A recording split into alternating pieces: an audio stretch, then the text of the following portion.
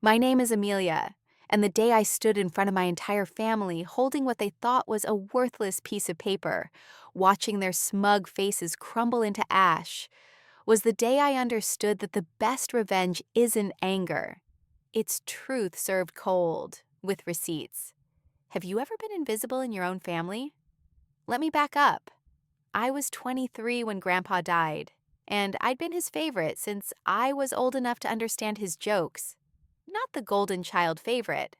My brother Marcus held that crown with both hands, polished it daily, and made sure everyone knew.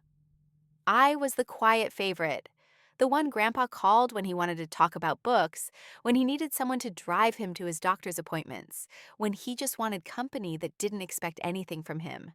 My parents didn't notice. They were too busy celebrating Marcus's mediocre achievements. A college degree that took him 6 years, a job at Dad's company that he didn't earn, a girlfriend whose family had money. I was the scholarship kid, the one who worked 2 jobs through college, the one who came home for holidays and heard, "Still single, Amelia," and "When are you going to do something important with your life?" I was invisible until they needed something. Then suddenly, I was visible enough to be useful. Grandpa saw me differently. He'd been a carpenter, built half the houses in our town with his own hands, invested wisely, lived modestly. "You've got spine, Mia," he'd tell me, using the nickname only he was allowed to use. "These fools think money makes them smart, but you've got something they'll never have. You've got integrity." I didn't realize he meant it literally until his funeral. The service was everything you'd expect. Tears that dried quickly. A eulogy Marcus delivered poorly because he'd barely known the man. My mother's theatrical sobbing that stopped the moment we left the cemetery. I sat in the back of the church and cried real tears, the kind that come from losing someone who actually knew who you were. Afterward, at my parents' house, the lawyer arrived. Martin Chen had been Grandpa's attorney for 30 years, a small, precise man who looked at my family the way you'd look at something you found on your shoe. He carried a leather briefcase and an expression that said he'd rather be anywhere else. "The will is straightforward," he announced, settling into my father's favorite chair without asking permission. My father bristled but said nothing. Money was about to be discussed, and he was practically salivating. The first part was expected. The house went to my father, Grandpa's only child, some savings bonds split between Marcus and me, a few charitable donations. My mother was already calculating renovation costs for the house, whispering to my father about finally having that vacation home they'd always wanted. Then Martin pulled out an envelope. And finally, he said, looking directly at me, "To Amelia Grace Morrison, who understood the value of time over money, who gave her presents when others gave excuses, I leave the contents of Safety Deposit Box 447 at First National Bank, along with this." He handed me a check. I looked down at it, and my heart stopped. The amount was ridiculous. $7 million. 7 million. The room went silent for exactly 3 seconds. Then my mother laughed. It was a sharp, cruel sound that I'd heard my entire life, usually directed at me. "Oh, that's just like Dad," she said, her voice dripping with condescension. "Always joking with Amelia. He probably made that as a gag. Amelia, sweetie, your grandfather had a weird sense of humor." My father leaned over, squinted at the check, and shook his head. "Jesus, Dad, even from the grave."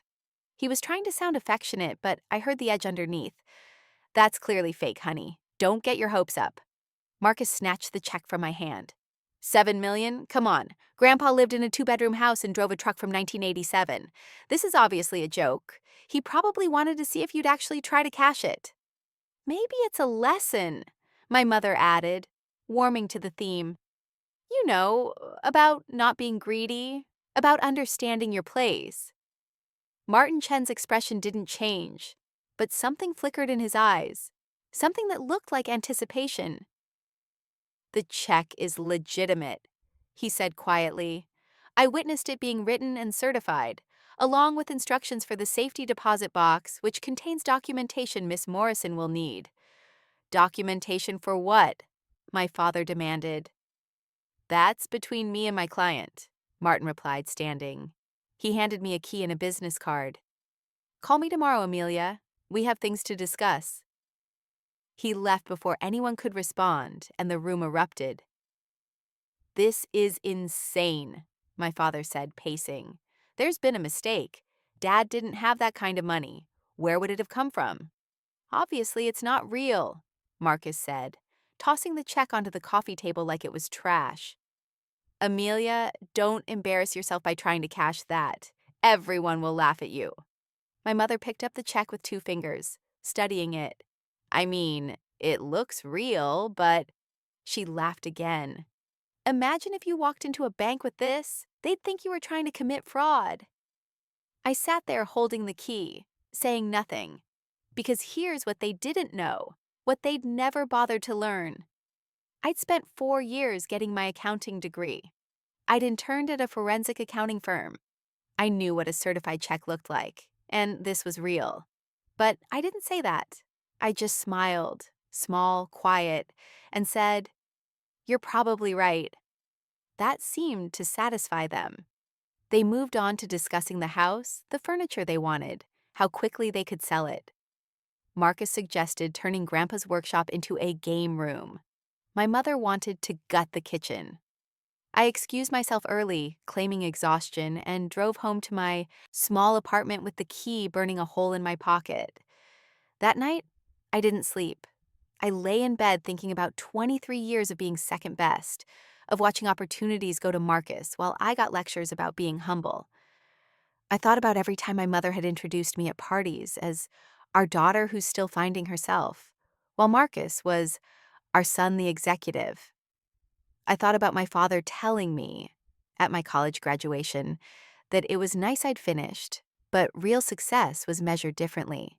And I thought about Grandpa, who'd seen all of it and said nothing, until now. The next morning, I was at the bank when it opened. First National was old school, marble floors and high ceilings, the kind of place that still treated banking like a sacred trust. I approached the desk with the key and my ID, and within minutes, I was in a private room with the safety deposit box. Inside was a folder, thick with papers, and a letter, handwritten on Grandpa's letterhead. "Dear Mia," it began, and I started crying before I finished the first line. "If you're reading this, I'm gone, and I hope like hell you didn't let those vultures convince you the check was fake. It's real, every penny. Let me explain where it came from, because you're the only one who'll understand without getting greedy about it. I built houses for 40 years, good houses, the kind that last. But I also bought land, cheap, unwanted parcels on the edges of town. Everyone thought I was crazy.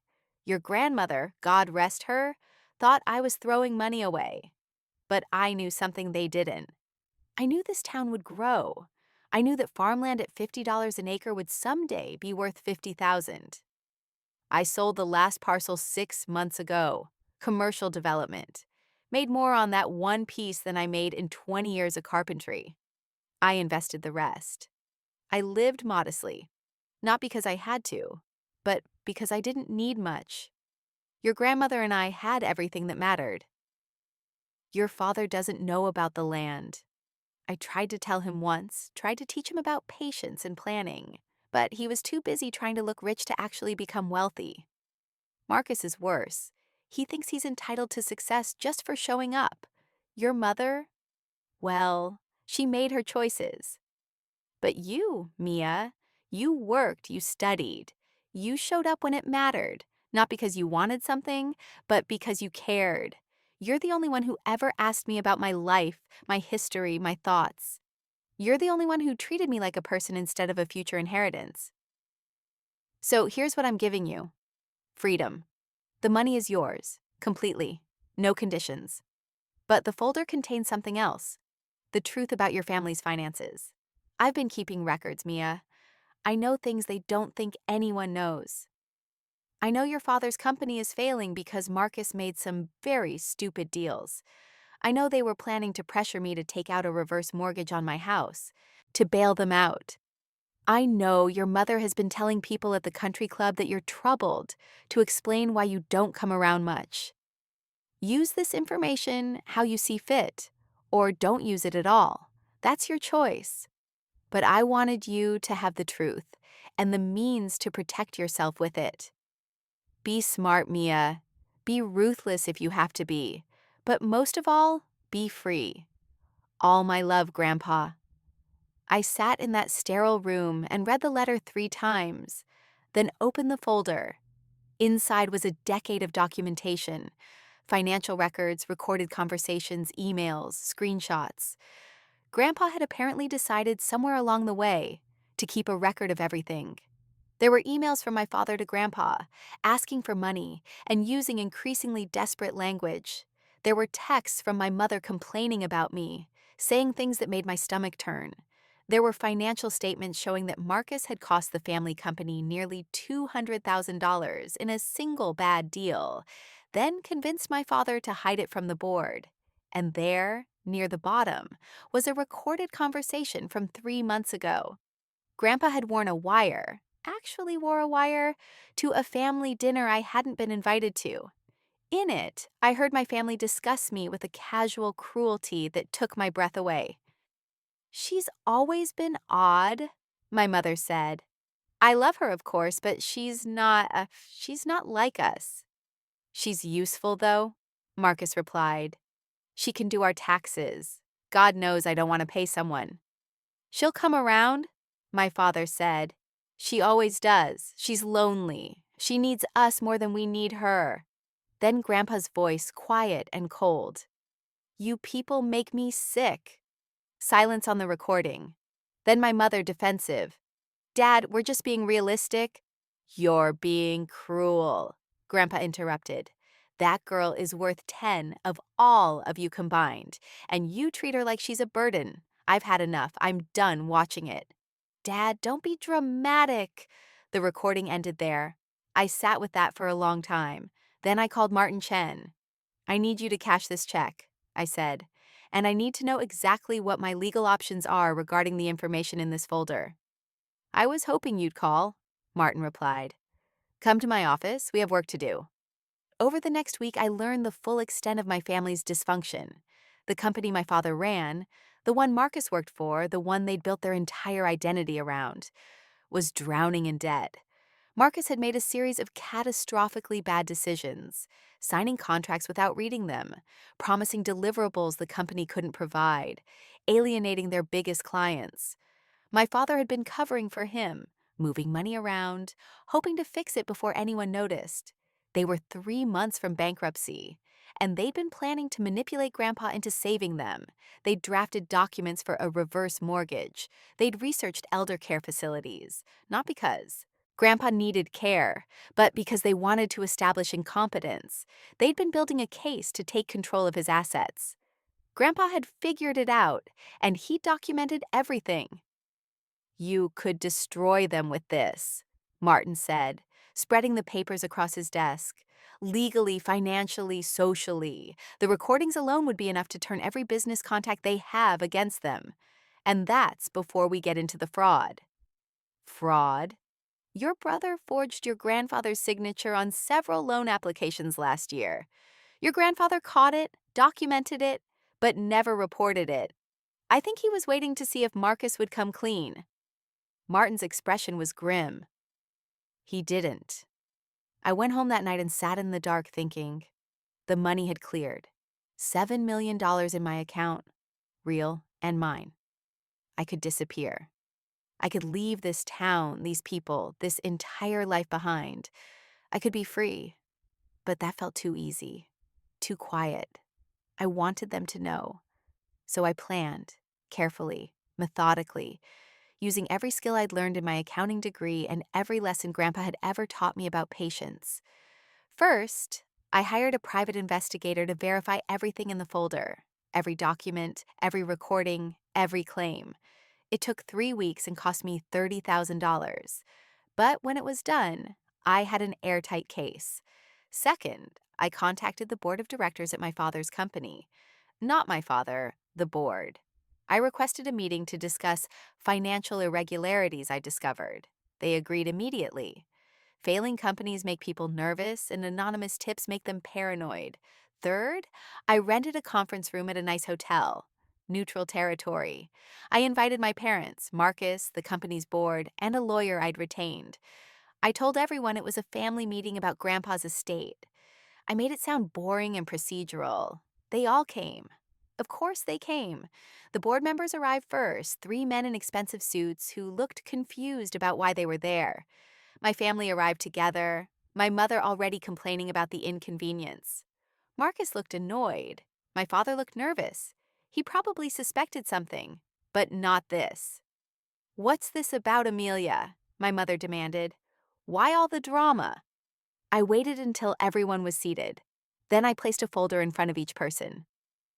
"This is about the truth," I said simply, "and about consequences." My father opened his folder first. I watched his face go white. Marcus opened his next, and his confusion turned to panic. My mother took longer, reading slowly, her expression shifting from irritation to shock to fury. "Where did you get this?" my father whispered. "Grandpa gave it to me, along with $7 million and instructions to use my best judgment."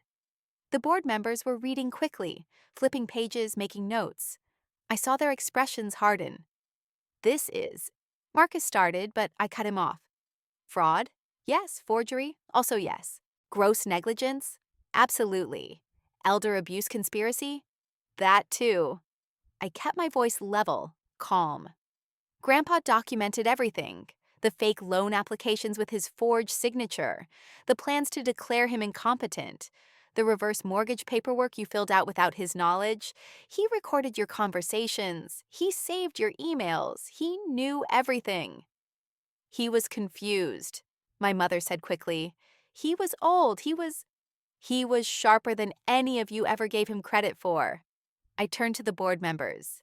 "As you can see, Marcus Morrison has cost your company approximately $370,000 through incompetence and fraud. My father has been complicit in covering it up. The documentation is thorough." The board chairman, a man named Richard who I'd met twice, looked at my father with undisguised contempt. "Is this true?" My father couldn't speak. His mouth opened and closed, but nothing came out. "It's all true," I continued, "and it gets worse. They were planning to use Grandpa's assets to cover their mistakes. When he refused, they were going to force the issue legally. Grandpa knew. He protected himself, and he protected me." "This is a family matter," my mother hissed. "You're making us look like frauds, like elder abusers, like embezzlers." I met her eyes. "You did that yourselves. I'm just providing the evidence." Marcus stood up, his chair scraping loudly. "You vindictive bitch! You're destroying this family over what? The truth?" I didn't raise my voice. "I'm not destroying anything. I'm just showing everyone what's already been destroyed. You did this, all of you." The meeting lasted 2 more hours. The board asked questions. My lawyer provided answers. My family sat in stunned silence as their empire crumbled in real time. By the end, Marcus had been terminated effective immediately. My father was given 2 choices: resign gracefully or be fired publicly. He chose resignation. The board would be filing a lawsuit to recover the lost funds. There would be a forensic audit. There would be consequences. As everyone filed out, my mother grabbed my arm. Her grip was tight, desperate. "How could you do this to us? We're your family." I looked down at her hand, then at her face. "You know what Grandpa told me once? He said that family isn't about blood. It's about who shows up, who cares, who sees you." I gently removed her hand. "You never saw me, not once. I was just useful, just someone to use and mock and dismiss." "We loved you?" "No, you didn't. And that's okay, because I don't need your love anymore. I have Grandpa's legacy. I have the truth. And I have 7 million reasons to start over somewhere you can't touch me." I walked out of that conference room, and didn't look back. The fallout was spectacular. Within a week, the story had spread through the entire town. My family became pariahs at the country club, at church, at every social circle they'd tried so hard to impress. The lawsuit proceeded. The forensic audit found even more irregularities. Marcus ended up with a criminal record. My father's reputation was destroyed. My mother called me 17 times. I didn't answer. She left voicemails that ranged from angry to pleading to threatening. I saved them all just in case, but I never responded. I moved 3 states away. I bought a small house. Nothing ostentatious, just comfortable. I went back to school for my CPA. I donated $1 million to organizations that help elderly people fight financial exploitation. I invested the rest wisely, following Grandpa's example. And I started living. I made friends who knew nothing about my family drama, who liked me for who I was instead of what I could provide. I dated people who saw me as a whole person. I built a life that was mine, completely mine, without apology or explanation. A year later, I received a letter from my mother. It was short, bitter, blaming me for everything that had happened. She said I destroyed the family over pride and greed. She said I was cruel and ungrateful. She said I'd regret what I'd done. I read it once, then threw it away. Because here's what she never understood. I didn't destroy our family. I just stopped pretending it existed. The family I wanted, the one where I mattered, where I was seen, where love wasn't conditional, that family never existed. Grandpa knew that. He'd watched it for years, hoping things would change. When they didn't, he gave me the greatest gift he could, the truth and the means to escape. 2 years after that meeting, I went back to visit Grandpa's grave. I brought flowers, sat in the grass, and talked to him like I used to. I told him about my life, my work, the peace I'd found. I told him thank you, even though I knew he couldn't hear me. But maybe he could. Because as I stood to leave, I felt it. That same feeling I'd had sitting next to him on his porch, watching the sunset, knowing I was exactly where I was supposed to be. Visible, valued, free.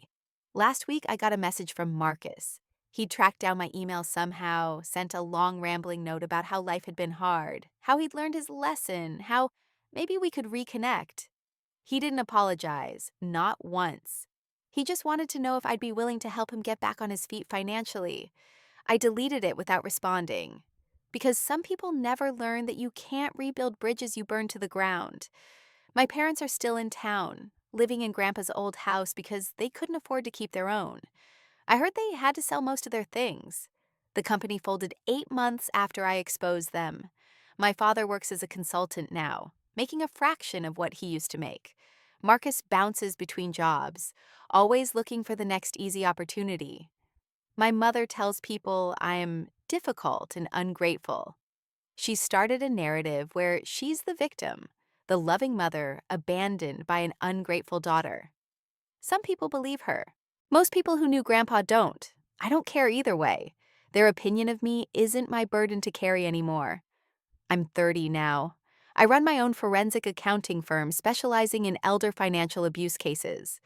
I've helped dozens of families recover stolen assets, expose fraud, protect vulnerable people. Every case I win, I think of Grandpa. Every person I help, I'm honoring what he taught me. And sometimes, late at night, I think about that day in the conference room, the look on their faces when they realized I wasn't the quiet, compliant daughter they'd always dismissed. The moment they understood that underestimating someone doesn't make them weak, it just makes you blind. I think about the check they laughed at, the inheritance they mocked, the future they tried to steal. And I smile. Because the best revenge isn't anger or cruelty or even exposure. The best revenge is building a life so complete, so full, so undeniably yours that the people who try to diminish you become nothing more than a cautionary tale you tell yourself on quiet evenings, a reminder of who you used to be and how far you've traveled since. I still have that check, framed on my office wall. Not the money that's invested, working, growing, but the physical check itself, with Grandpa's signature and that impossible number. Below it, I hung a small plaque with something Grandpa used to say: "The people who doubt you are doing you a favor. They're showing you exactly who won't be there when you succeed." My name is Amelia, and I was invisible until I wasn't. And that's when everything changed. Sometimes the universe doesn't give you closure. Sometimes you have to build it yourself, one truth at a time, until the weight you've been carrying finally lifts and you remember what it feels like to breathe.